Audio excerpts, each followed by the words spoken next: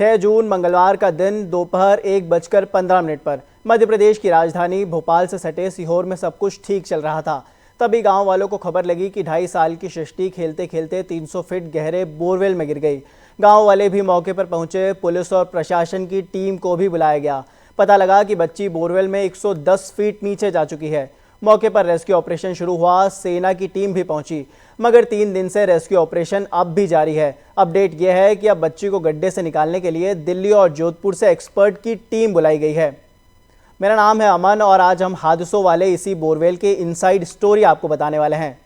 देश का दिल मध्य प्रदेश, जहां बोरवेल बच्चों की जान की दुश्मन बने हुए हैं। ऐसा हम नहीं बल्कि आंकड़े कहते हैं। साल 2023 जनवरी को अगर छोड़ दिया जाए तो मध्य प्रदेश में हर महीने बोरवेल में एक बच्चे की गिरने से घटना सामने आई है। चाहे वो छतरपुर के ललगोवा गांव की हो या फिर विदिशा, रायसेन और बैतूल की।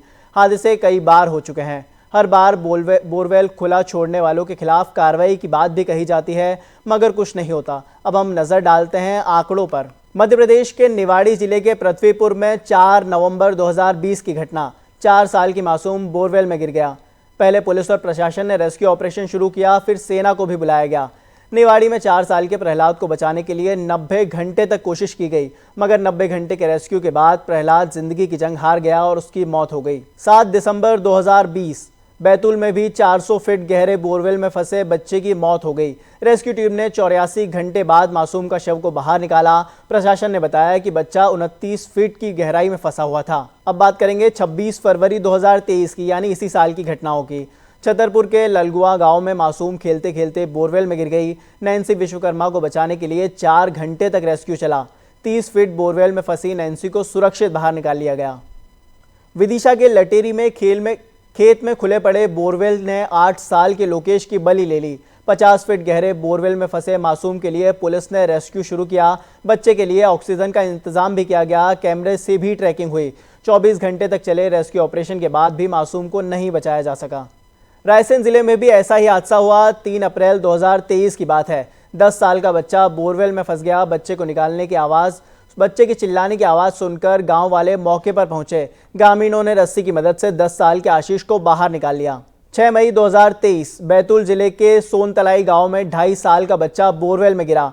बच्चा बोरवेल की केसिंग टाइप में 10 फीट नीचे फंसा हुआ था। ग्रामीणों ने बांस के हुक बांधकर बोरिंग में डाला और बच्चे को ऊपर खींच लिया। अब साल 2006 की बात करते हैं, जब बोरवेल में सबसे पहले झारखंड का प्रिंस गिरा था। प्रिंस को बचाने के लिए 50 घंटे तक रेस्क्यू ऑपरेशन चलाया गया। झारखंड के प्रिंस को बचाने के लिए दुनिया भर में दुआएं की गई। सेना का रेस्क्यू रंग लाया और उसे बाहर निकाल लिया गया। साल 2006 में जब भी बोरवेल में किसी बच्चे के गिरने की घटना सामने आती है तो प्रिंस का नाम हर किसी की जुबान पर आता है। हालांकि प्रिंस झारखंड का रहने वाला था, लेकिन उसे बच जाने की दुआएं मध्य प्रदेश समेत दुनिया भर में की जा रही थी। 2006 में अब उस हुई घटना को अब 14 साल बीत चुके हैं और उस वक्त मात्र 5 साल का मासूम प्रिंस अब 19 साल का नौजवान है।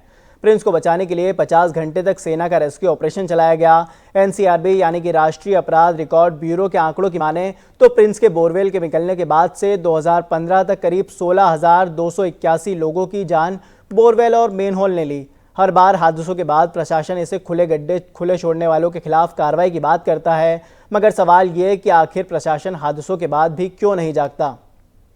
अब हम बात करते हैं कि सुप्रीम कोर्ट ने इस पर क्या फैसला लिया।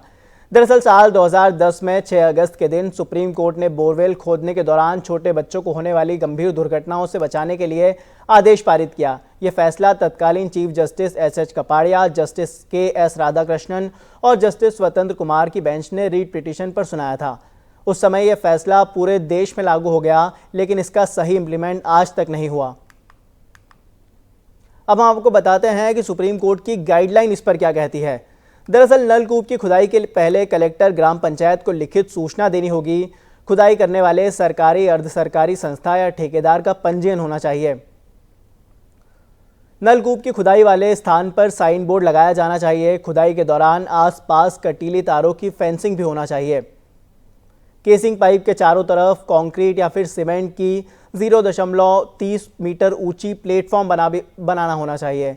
पंप रिपेयर के समय नलकूप के मुंह को बंद रखा जाना चाहिए। साथ ही नलकूप की खुदाई पूरी होने के बाद खोदे गए गड्ढे और पानी वाले मार्ग को समतल किया जाना चाहिए। अब सवाल ये कि क्यों खुले पड़े रहते हैं ये बोरवेल।